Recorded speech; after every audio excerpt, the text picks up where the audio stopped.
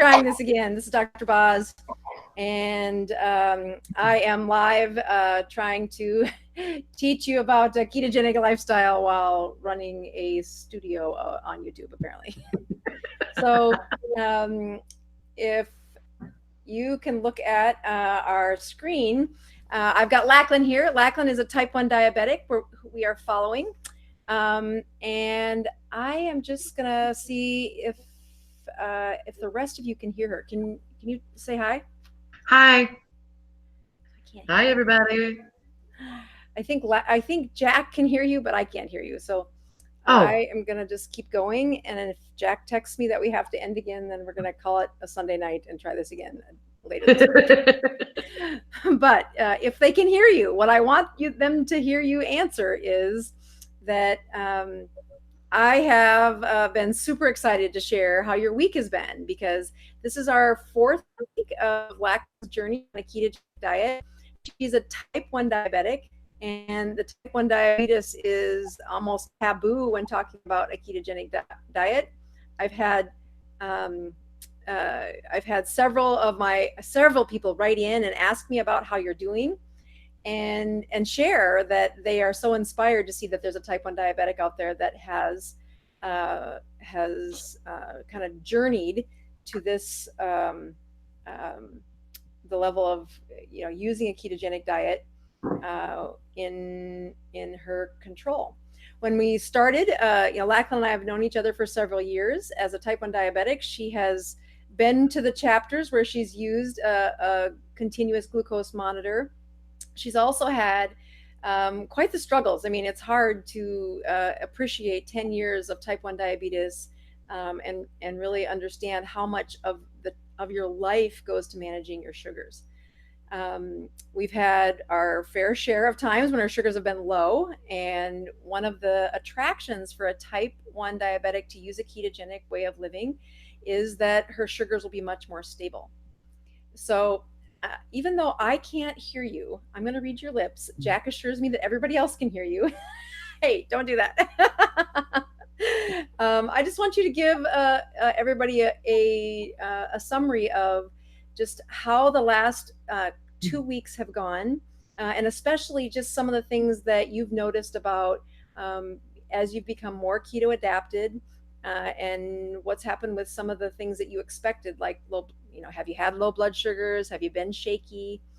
So just go ahead and share what the journey's been the last couple of weeks with your sugars and the way you feel. Well, I have all my sugars and my ketone levels written out here. Overall, my sugars are way lower than what they used to be, which is great. On Thursday, I had a fasting blood sugar in the morning of 150, which is kind of crazy. That doesn't happen to me. And I wasn't shaky at all. I wasn't like, usually when I get that low, I feel like, oh boy, we better do something. Otherwise, I'm going to be in trouble pretty soon here. And I felt totally fine. And so that was great. I've been doing like 2 meals a day instead of 3. So I do kind of like a breakfast and a shake and things.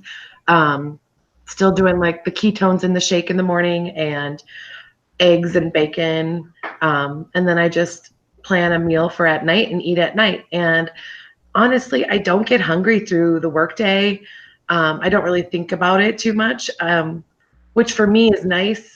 Like with my job, I can just keep on rocking and rolling. I don't have to like think about, oh, I need to have lunch now. I just kind of have a cup of tea or a cup of coffee throughout the day, and that keeps me totally satisfied. So I like that. And then at night, I've been trying all sorts of different keto meals that I've been finding on Pinterest and stuff. Last week, I talked to you guys about my egg roll in the bowl, and it was delicious. I actually hear you now, so thanks be to God. But I actually made that the next day too, and my family ate the whole thing. It was great. It's so good. Yes. So good. So tonight I'm on the search for a keto bomb recipe because it's Sunday and I go get groceries on Sunday. So I'm going to make some keto bombs tonight. So I'm excited about that. So I don't know if you guys got a good one. Somebody share something that's good with me, so I know what to do. So let's review a couple of other things, because it is we have some labs that were back this week, and we're going to go to those in just a minute. I'll share my screen and share some of the labs that I briefly talked to Lachlyn about, but we've really improved just on some of the way her energy level has been. So just remind people, how often, and it's great to be honest here, how often do you check your sugars now? Now, Yeah. like twice a day. Right.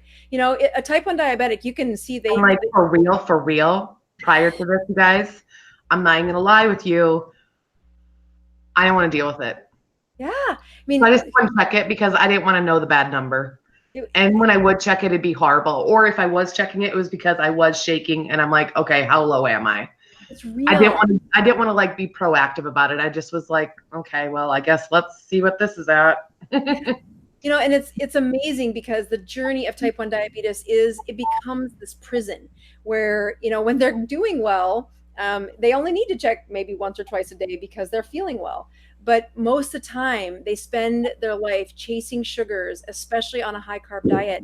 That, I mean, you can have them check 12, 14 times a day, but that usually only happens either when we're changing medications or when I can capture their attention for something like preparing for surgery or something. When it comes to the real life, like, hey, how you doing in the journey, they're like, you know what, if I can't deal with it anymore. If I'm not hurting or I'm not feeling badly, they'll tap out. And I think it's very encouraging to say, you know what, this journey has been, I've had several texts saying, I can't believe how great you were saying, how great your energy was. And like, your ability to focus isn't just the fleeting, it's becoming this, oh, I can predict that my brain is going to stay focused for a few hours. And right. It's amazing. I just want everybody to like really understand there's like a different way, you know. Like, I mean, it took Annette a long time to convince me to do this, and I'm certainly by no means some sort of keto expert by any means now, but like, it's just, I'm starting to wrap my head around like treating my diabetes with the food I'm eating instead of treating my diabetes with insulin. It's amazing too. You know, I have known you a long time, and it's been, maybe it takes a YouTube channel to say, no, I don't care. If we can teach Lachlyn how to get the freedom of her life, and in the process show other people that you do not have to be perfect. I mean, almost I wasn't perfect. Remember the bread incident? Yes. And that's real. When I look at people in perfection of their diabetes, yeah, I don't need those people on my YouTube channel. I need the ones who aren't perfect, the people who are in the real life of saying, no, what has me so excited about this way of living is that it is freedom for regular people. It is not that hard.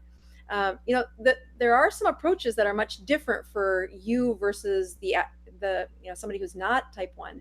And one of those was that I was really adamant that you needed to be taking exogenous ketones twice a day.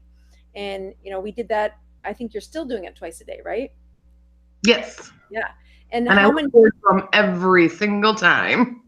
I don't know what it is about them, but I really look forward to them. So yeah, so it's amazing. The first few times somebody has them, if their gut is not healthy, if they've had like leaky gut syndrome or even just had high sugars for a while, we find that they'll be the ones who struggle with the diarrhea from the exogenous ketones. But as soon as they get past that, as soon as their gut adapts to taking those in, they can now predict for 2 to 3 to 4 hours the steady, focused energy and a decrease in their appetite. And, you know, we want that from your liver eventually, but to ask your body, you know, with all of the other processes that were going on, to say, okay, once she starts doing that, she's going to feel better. I'll tell you, most people will give up before they do that. And when I look at the first product I ever put my name on, it was exogenous ketones, because of it takes the people who are the most isolated in the trap of high and low blood sugars, type 1 diabetics. And it is their ticket out of the rat race of up and down and up and down. So I just want to say, also, how are you doing on the 2 meals a day? Good. Yeah. I think I was talking about that while you couldn't hear me, but Yeah, it's good. And I honestly am not hungry. And the times that I am hungry, I mean, it's fine. Then I just, eat and I don't feel bad about it. You know what I'm saying? It's not like, oh, well, I can't eat. I'm on a diet. I just eat. Right. And I've learned that in the bigger picture, when patients feel good, their ability to shift behavior when it relates to food is not as difficult. I mean, it's impossible to ask them to do this when their sugars are going up and down. Their mood is shifting every time that sugar changes. But once we stabilize the sugars and we say, let's try 2 meals a day, I have had nobody push back, as long as we've waited until the chemistry in their system is right. So we're going to do another exciting button here, which is going to be share my screen. And I think what's going to happen is you're going to see some slides that I've prepared, which talk about your labs. So pray to God, this is what happens when I push share your screen. So let's see, share your screen, share, here we go. All right. It looks like I'm going to do this. And hopefully what you're seeing is this slide. This is actually not the right cholesterol. Let's see here. Here is Lachlyn's cholesterol. Here we go. All right. So sorry about that. That was almost a perfect transition. So Lachlyn, can you see this on your screen? Yes. Okay, perfect. So what I have here are Lachlyn's cholesterol numbers.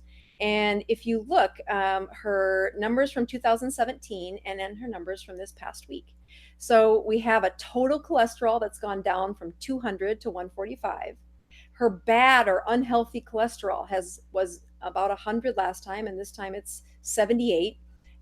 I would look at that in anybody and say, oh, she's not at risk for heart disease if I was using this old school kind of thinking. When it comes to the healthy cholesterol or the good cholesterol, she's at 51 both times. And then the last time we checked her triglycerides, which if I had to guess what is the best way to summarize triglycerides, it's how well has she controlled her sugars recently. We like it less than 100, and hers was 82 this time, and last time was about 100. So in all of the old school way of looking at what are the risks for Lachlyn to have the risk for Lachlyn and her risk of a heart attack, I would look at this and say, oh, she's fine. But the one thing I want to point out to Lachlyn is that her C-reactive protein, highly sensitive C-reactive protein is what these little letters stand for. I like to be very careful to point out C-reactive protein versus highly sensitive C-reactive protein. Sounds like it's not a big difference, but it really is a big difference. And in March of 2017, she had a 0.7. And this time it's just about double that. Now, in the scheme of where does this fall for risk factors, we love it when it's less than 1. When this C-reactive protein, the highly sensitive C-reactive protein, gets above 3, we start to say, uh-oh. We are trying to predict, if I could look down the lumen or the central part of her arteries, how inflamed, how much fire. So which is why I have this this little picture over to the side with the flame and the eye on his forehead. We are trying to predict inflammation in Lachlyn's blood vessels.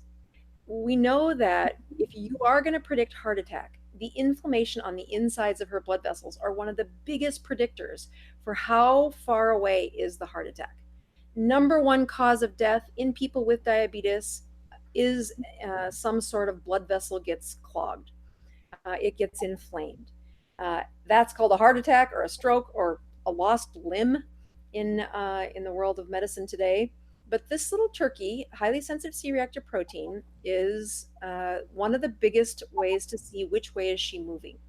And I would contend that she has the best genetics ever because her cholesterol really is good. But this little inflammatory marker teaches me that she is moving in the wrong direction, which is perfect for her to be on keto. If you look at this number, this is that hemoglobin A1C. And again, hemoglobin A1C is a 3-month report card. If I could look at the red blood cells circulating in her body, really what I'm trying to measure is how much sugar is stuck to them. And if we go back to 2017, her hemoglobin A1C was 11.7. We want to get this less than 6 in Lachlyn, and I do think we'll get there. Um, but 2007, she's eating a high carb diet, chasing every one of those carbs with glucose, and her average glucose was 283.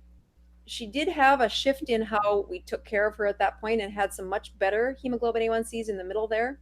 But I didn't have the cholesterols to go with those, so I just stuck with these 2 times. And this time her A1C is 10 with an average sugar of 240.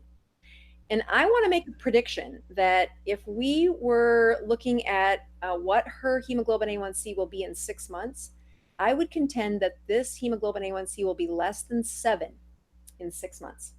So I just want, well, I'm going to put that on the record as saying I believe that's how much a ketogenic diet can improve this. Before I flip back and stop sharing my screen, I want to show you a couple other labs that came back on Lachlyn. One of them was her vitamin D. So again, this is where I texted these results to her earlier and said, okay, we're going to talk about this on air, and I want you to be able to follow some of the things I'm going to go through. So vitamin D, again, it should be higher than 50 in the best brains. So if you go back to March of 2017, it was 30. So we probably put her on some vitamin D, or I told her to take some supplemental vitamin D. But now she's reaching a level, 24 is really low on vitamin D. And what is the teachable moment here is to know that that's testosterone. I want to do this one, sorry. Cholesterol and vitamin D are related. When people say, oh my goodness, you're going on a ketogenic diet, that's really going to, raise your cholesterol. The first thing I tell them is, yes, it is going to raise your cholesterol. And part of the raise of that cholesterol is health predictors throughout the rest of the body. That it is not a difficult thing for me to have predicted that when I saw her cholesterol numbers come back, I instantly knew that her vitamin D was going to be lower as well. She has a lower cholesterol. In part, some of this is her genetics, thanks be to God. But also, she's paying a higher price of inflammation throughout her body because the fat supplying her cholesterol and supplying these hormones has been low.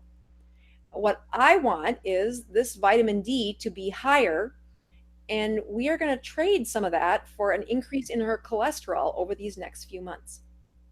And I contend that's a good thing.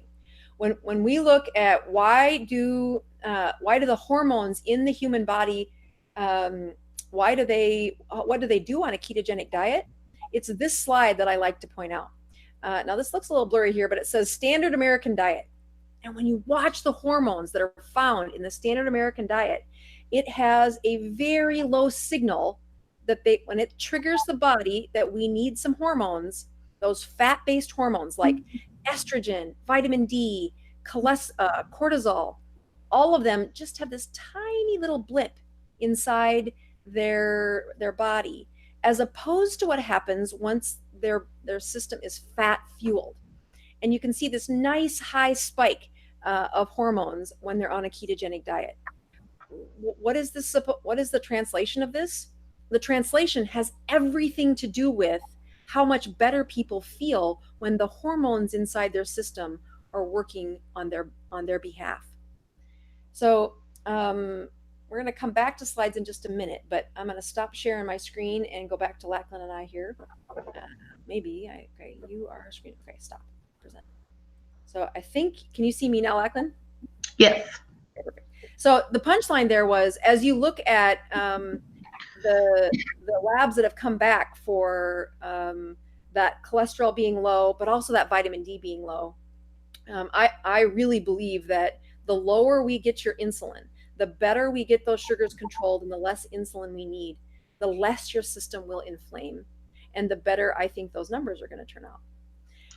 So let's turn this back to you for a second. So you started out with 55 units of insulin that you were giving every day. Yep. And then you were doing short-acting insulin along the way, right? Yep. Okay. So in the last week, how much short-acting insulin have you given?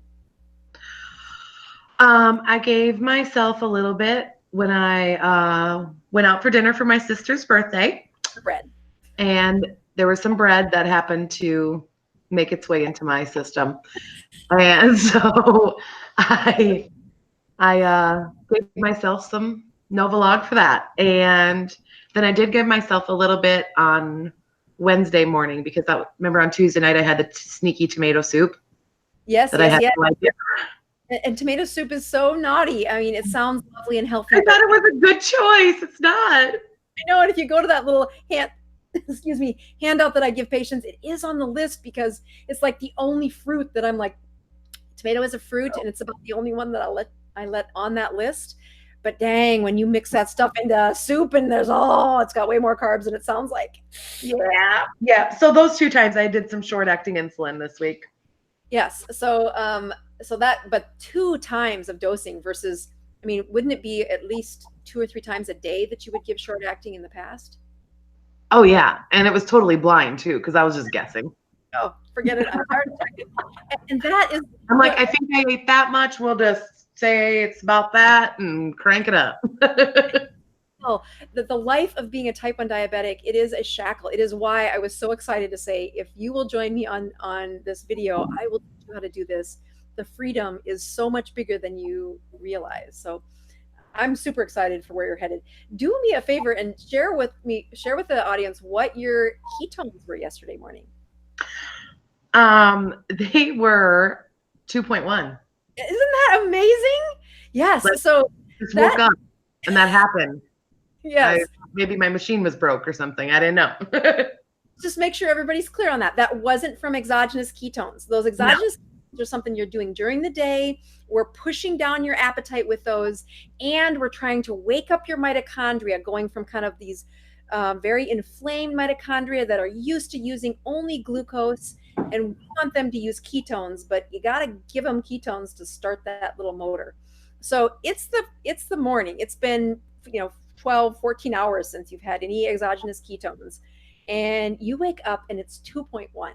So I have patients all day long saying, oh, my ketones are stuck at 0.8, or, doc, how do I get my ketones higher? They're at 0.5. Am I still in ketosis? And I'm like, oh yeah, quit worrying about the numbers that tightly, especially in a type 2 who's adapted. But when it comes to showing people that when you take a type 1 diabetic who's going up and down in that fluctuation of their sugars, and then we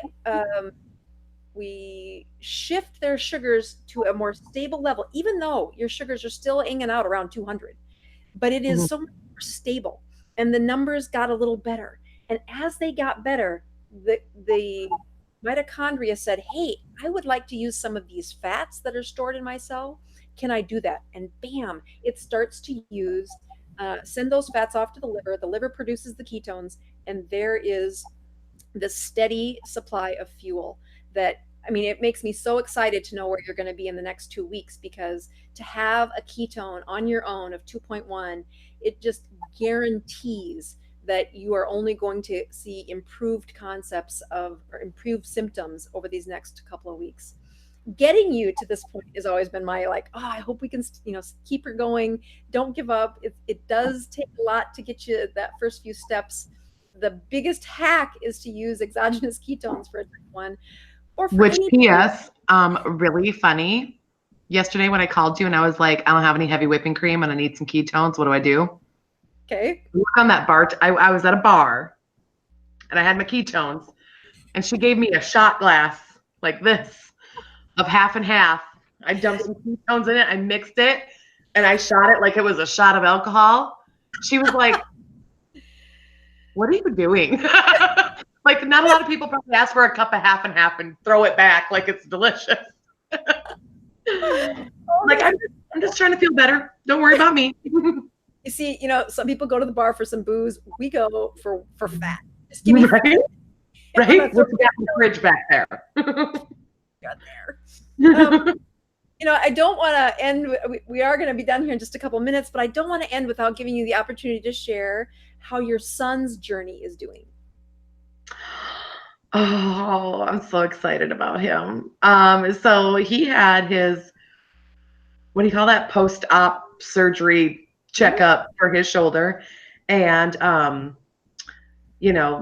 we're messing around in the waiting room, waiting for the doctor to come in. And I'm sure nobody else does this and plays with any of the things in the room. So we play doctor and stuff like that. Not in a weird way, though. Not in a weird way. So he hopped on the scale, and he's down 9 pounds from February 1st. You guys, 9 pounds. And then I got on the scale, and we won't talk about that. But no, I was kidding. I'm a more complicated case. Yes. We are happy if you're not down pounds. We are so happy you're feeling this much better. And totally. And like the look on his face was like priceless. He was like, as a mom, yeah, helping a son get through any kind of or a daughter, but just addressing a weight problem, which seems like this huge burden that he would have to carry for the rest of his life if nobody would teach him what are the rules, how do you lose weight, how do I stick to this. And to be on this journey with him, watching him get those rewards, watching him see that he lost weight. I mean, even though, again, it's not perfect, but as you lower those carbs and continue to say, at least in our home, this is what we eat, we do this for you and your health, boy, you are giving him a gift of freedom. Yeah, well, thanks to you, Dr. Boz. Well, despite all of our technical issues, this is one of my favorites to say, look at where we are 4 weeks into this journey. And I've, thrown down the gauntlet to say, I think this is where your labs will be in 6 months as we continue this. I do want anybody out there that's on the channel, to please tell me where you're from. It really helps us to know who our audience is. But then if you have a type 1 diabetic that you want to show this is a possibility, that's why we're doing this. It sounds like this scary thing, but really this is what I would do with every type 1 diabetic that comes into my clinic now, is to do this journey with them. And it's through these lessons that Lachlyn is brave enough to share with everybody that I think the world will get to see this journey up close and personal. So if you haven't followed her on Instagram, it's Lachlyn, Lachlyn, Lachlyn_Nicole, right? Yep. And please do follow her. The words of encouragement for her are super important for her to keep going.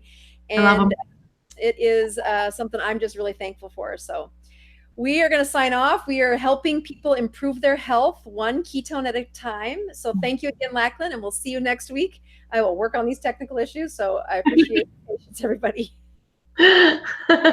Bye. Signing off. Bye-bye.